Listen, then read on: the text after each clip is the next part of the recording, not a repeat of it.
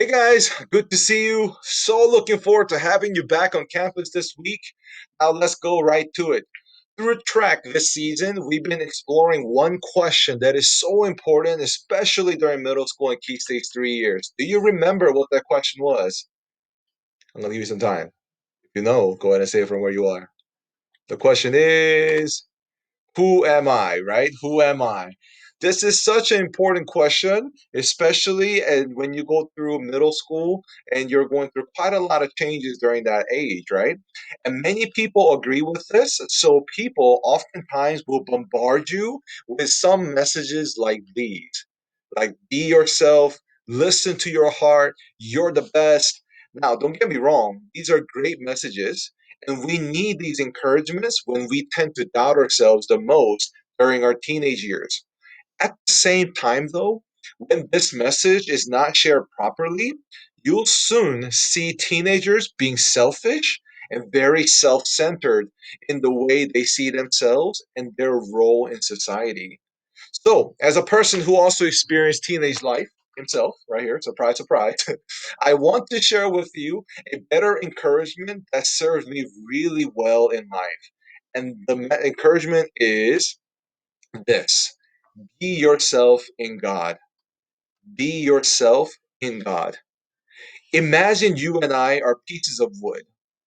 On my own, I may just be a piece of wood, but in God's hands, I'm a masterpiece.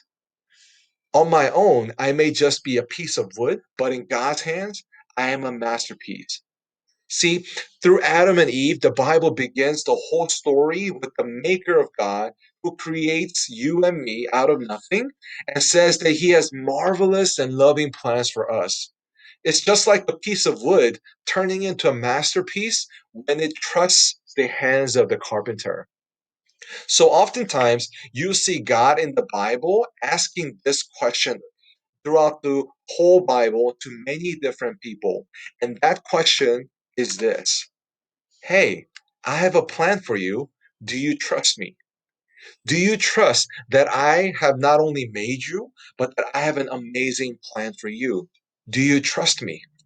This question is asked to the main characters of track 3.2 this week, and their names are Abraham and Isaac.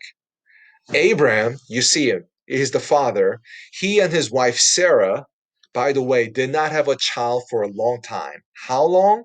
Well, Abraham, when he was 75 years old, God appears to him and says, Hey, you will one day have a child, and that through your child, a great nation will be born.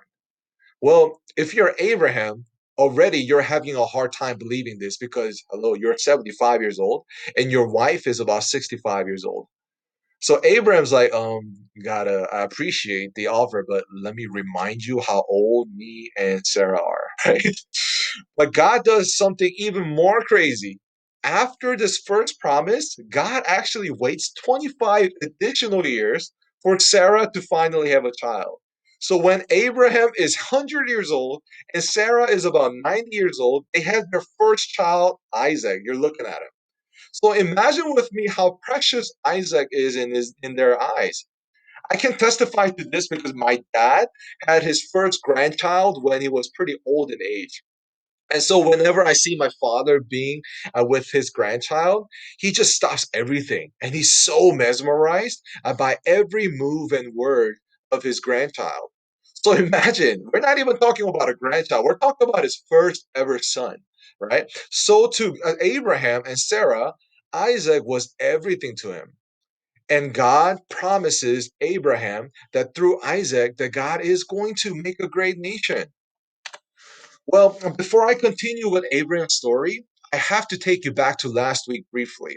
Do you remember from last week how God provided garments of animal skins to Adam and Eve to clothe them, to cover their shame? Well, since then, God allowed animal sacrifices as a reminder for people to remember their sin and how dangerous sin is by allowing them to see the consequence of sin through real life animal sacrifice. Remember that this is just a symbol of the greatest sacrifice that's going to come through Jesus, right? So by the time of Abraham, Animal sacrifice was just a common practice that the followers of God has done. Well, one day now Isaac is now getting taller and he's a teenager, although he's not a teenager in the picture. But remember, imagine the teenager. God puts Abraham in a situation that tests whether Abraham truly trusts God. God calls Abraham and says, Abraham, yes, my Lord. He says, I want you to go to the mountain and offer me a sacrifice. Yes, God, I'll go ahead and do that. Well, but one thing. This time, I want you to sacrifice your one and only son, Isaac. Huh? What did he just say? Can you imagine what Abraham is feeling at that point? It took him literally 100 years to have Isaac, and God is now saying, sacrifice him. First of all, this doesn't make sense because God is the one who said, I will use your son Isaac to make a huge nation. So if Abraham were to kill Isaac, God's plan is ruined. But you know what Abraham does in that moment? He doesn't argue. He says, yes, Lord. Yes, Lord. And he obeys God. In the Bible, this is crazy. Abraham actually gets up early in the morning, not at night, so that he can spend more time with Isaac.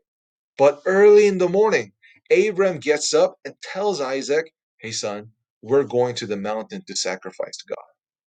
So imagine with me, Isaac obeys his father and they go on a journey for 3 days. But as they're journeying, Isaac finds something weird about the journey. It's like, God, Father, I know that we're going for a sacrifice, but where's the animal? Uh-oh.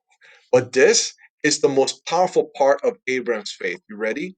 Abraham says in response to the question in Genesis 22:8, he says, hey son, God himself will provide a lamb for a burnt offering.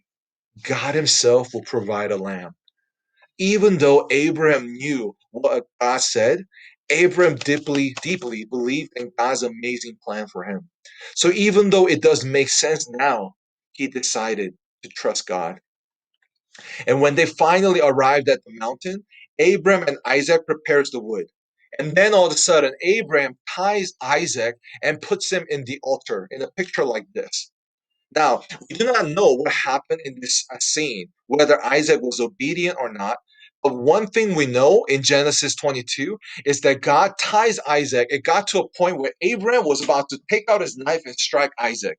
But in that moment, God says, stop. And then he says, Abraham, that's enough. I have seen your obedient heart, and I now know that you trust me to the point of sacrificing your precious being. And with that, God does two things. Number one, do you see that arrow? God provides the lamb in that picture, just like Abraham believed in his heart. And number two, God makes a promise with him that through his heritage, the whole world will be blessed. And God fulfills his promise 2,000 years later. Check this out. What you're seeing is the family tree of Jesus with Adam and Eve all the way in the bottom, and Jesus being all the way in the top. But when you zoom in at the bottom of the picture, you see Abraham as one of the beginnings of the family tree that brings ultimately Jesus into the world. So here is a one liner for today's lesson. God allows tests in life to train our hearts to trust Him. God allows tests in life to train our hearts to trust Him. God says to you today that He has a plan for us. Do you trust me? Right? Because that trust is something that's going to show whether you're ready for that role or the blessing or the plan that God is going to do through your life. But what is needed is for you to trust God. So here is this week's challenge. Obedience through trust is the theme of Abraham's story. The world keeps on saying, hey, do what's important for you, while God says, hey, trust me and follow my wonderful plan that is for you and for others. The best place to practice obedience, that obedience, is actually through your parents and mentors. The Bible says it throughout so many times. So this week, talk to your parents and mentor and ask, In what area should you obey more? Listen to what they have to say and follow through obedience. Remember, a piece of wood is powerful when it is in the hands of the carpenter. See you next time.